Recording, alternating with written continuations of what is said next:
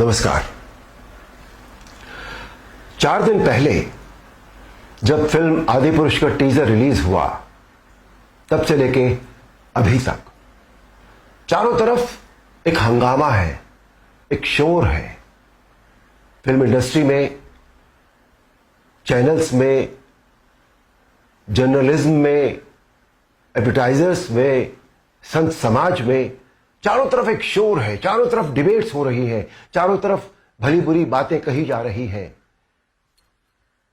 मेरे पास भी सैकड़ों फोन आए होंगे, सभी चैनल्स से फोन आए, जितने सभी जर्नलिस्ट हैं, बड़े बड़े जर्नलिस्ट, और सभी के फोन आए।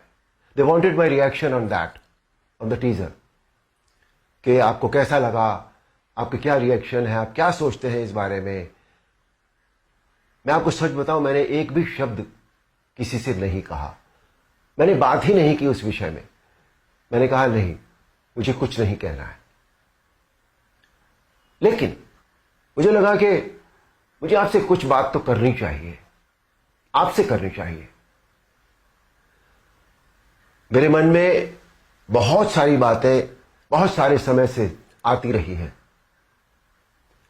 और इस हंगामे को लेकर, इस इश्यू को लेकर मुझे लगा कि शायद यह सही समय है जब मैं अपनी बातें आपके साथ शेयर कर सकूं। दोस्तों, ध्यान से सुनिएगा। रामायण, महाभारत, श्रीमद् भागवत जैसे जितने भी ग्रंथ हैं, शास्त्र हैं, यह हमारी सांस्कृतिक और धार्मिक धरोहर है। यह हमारी संस्कृति है, यह हमारी जड़ है। सारी मानव सभ्यता के लिए यह नींव के समान है, और न तो नींव को हिलाया जा सकता है और न ही जड़ को बदला जा सकता है। नींव या जड़ से किसी भी तरह का खिलवाड़, किसी भी तरह की छेड़छाड़ बिल्कुल भी ठीक नहीं है। हमें इन शास्त्रों से संस्कार मिलते हैं, जीवन का आधार मिलता है। ये धरोहर ही हमें जीने की कला सिखाती है।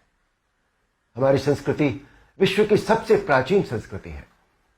हमारी हर पीढ़ी इसे युगों युगों से आत्मसात करती आ रही है, जिसका सबसे बड़ा एग्जाम्पल है 2.5 साल पहले जब कोरोना आया था, तो कोरोना ने लोगों की धार्मिक भावनाओं को तब से लेकर आज तक और भी प्रबल कर दिया है।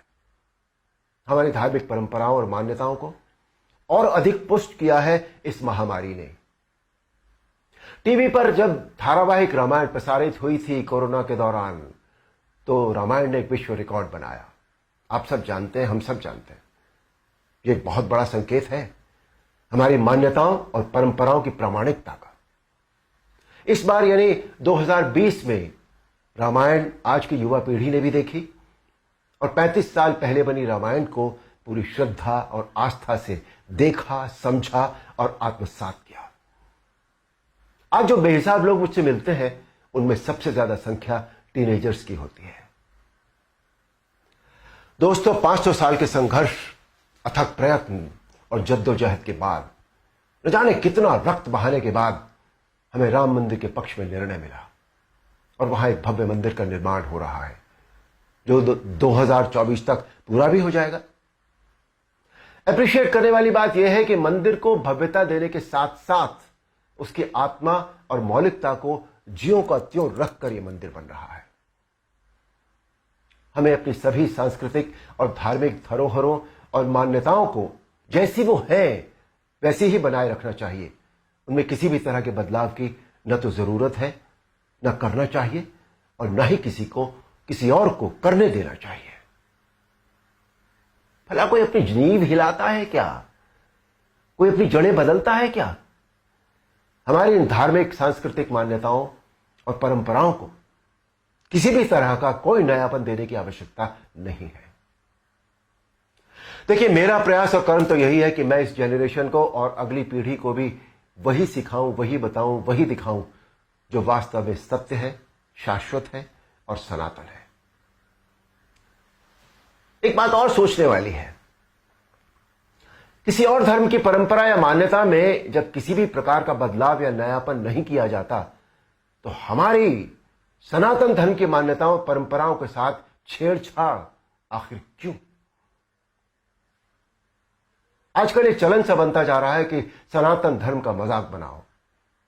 देवी देवताओं के ऑब्जेक्शनेबल पोस्टर बनाओ, अभद्र भाषा में बोलता हुआ दिखाओ। आखिर किसने अधिकार दे दिया कि कोई हमारी धार्मिक आस्था से छेड़छाड़ करे या हमारी भावनाओं को ठेस पहुंचाए? कुछ फिल्म मेकर्स, कुछ राइटर्स, कुछ पेंटर्स, कुछ एक्टर्स, कुछ एडवर्टाइजर्स को इस बात का विशेष ध्यान रखना चाहिए कि वो क्रिएटिव लिबर्टी के नाम पर धर्म का मजाक न बनाए और न ही किसी की मान्यता या परंपरा को तोड़ मरोड़ कर प्रस्तुत करें। दोस्तों, ये किसी राजनीतिक पार्टी या धर्म के लिए नहीं, बल्कि पूरे देश के लिए एक स्वाभिमान बढ़ाने वाली बात है कि आज हमारे प्रधानमंत्री श्री नरेंद्र मोदी जी के नेतृत्व और कुशल मार्गदर्शन में देश के कोने कोने में सांस्कृतिक, धार्मिक और ऐतिहासिक धरोहरों को पुनः पहचान मिल रही है। स्थान स्थान पर कॉरिडोर बनाए जा रहे हैं जिनसे हमारी इन धरोहरों की रक्षा भी हो रही है, उनका पुनर्निर्माण भी हो रहा है, साथ ही उनकी मौलिकता भी यथावत रखी जा रही है। मोदी जी, ये देश सदैव आपका ऋणी रहेगा। मेरा अनुरोध है आप सबसे कि आप सब पूरी सक्रियता और जागरूकता के साथ अपनी अमूल्य सांस्कृतिक, धार्मिक मान्यताओं और धरोहरों को सहेज कर संभाले रखने का संकल्प करें और दूसरों को भी इसके लिए प्रेरित करें। धन्यवाद। नमस्कार।